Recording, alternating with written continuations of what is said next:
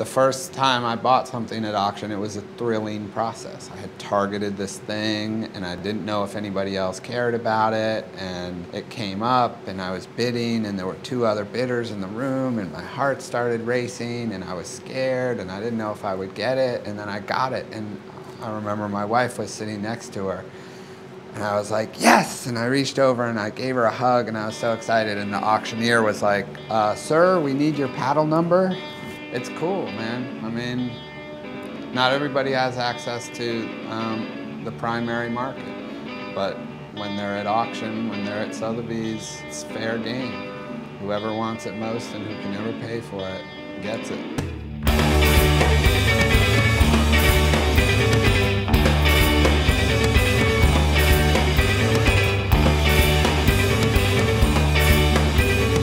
I think people on the outside understand very little about auction houses.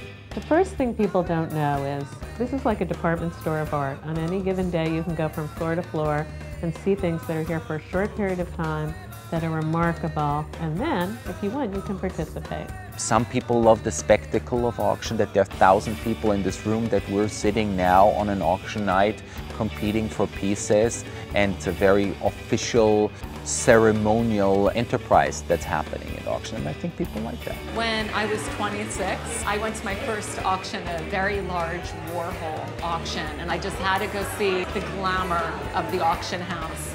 I was put in standing room, and then the second a seat opened, I just whittled my way up there and sat down. The auction house is a unique medium. There's the immediacy of it, so people have to make up their minds. If they're dealing with a dealer, they can hem and haw and sort of think about it, whereas in an auction you have that moment and it's a more competitive thing. I don't think auction is the only place to buy things, but it is a great place to buy things. Here, the auctions, lots of buzz, lots of people. You could be a man off the street, you could be standing next to the Hong Kong billionaire, and yet you're treated very equally, I think. It gives you a very special feeling, to be there. Your last chance in the front, sir, at 8 million too. You see so many friends, so many familiar faces. 20 million. And they appear every time, when there is an auction. 50 million.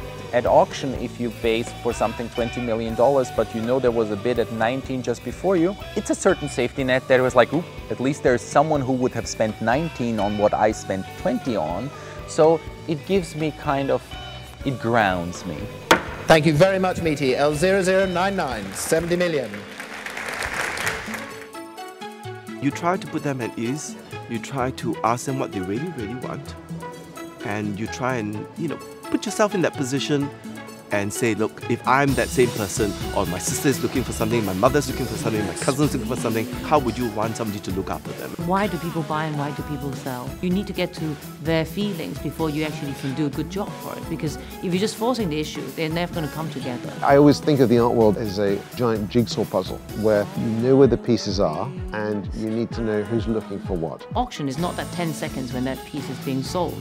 And then people make a decision. The key is to constantly think about what picture might appeal to which client, and then see if something can come of it, both in terms of the buyer and in terms of the seller. That thing is actually so interesting that there is one unique seller in the world and one unique buyer that they're going to meet. And that could be a very remote chance or could happen every day.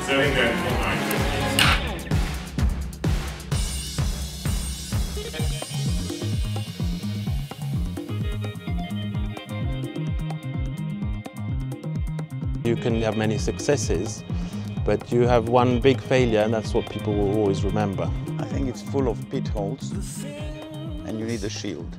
There is a delicate balance between everyone involved, and it's even true with the auction houses, which is a tough thing for them to deal with, is that they also bear a certain responsibility, because they're selling art at the end of the day. It's not just a commodity. Of course, to the outside world, it looks glamorous.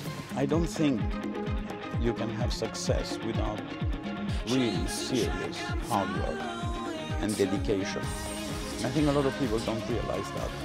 They think it's just selling a few pictures for 3 times what they're worth, making a lot of money and going back home at night. having exotic holidays in exotic places. That's about it. But this is a very superficial way of looking at it.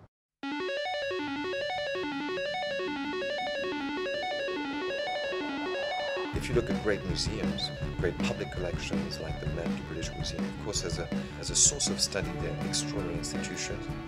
But I think a personal collection, someone's personal view, someone's personal sort of lucid interpretation of a field can be even more fascinating. When we meet a client or when we meet a new collector, somebody comes and looks at something and is emotionally moved, that's very satisfying. You get great satisfaction ultimately, not from the price you obtain, but from the person who buys it. If it means anything to him, then you're fully satisfied in what you have found and what you've sold. The way I built most of my friendships with the collectors, with dealers, is really sharing passion for an object, for a field.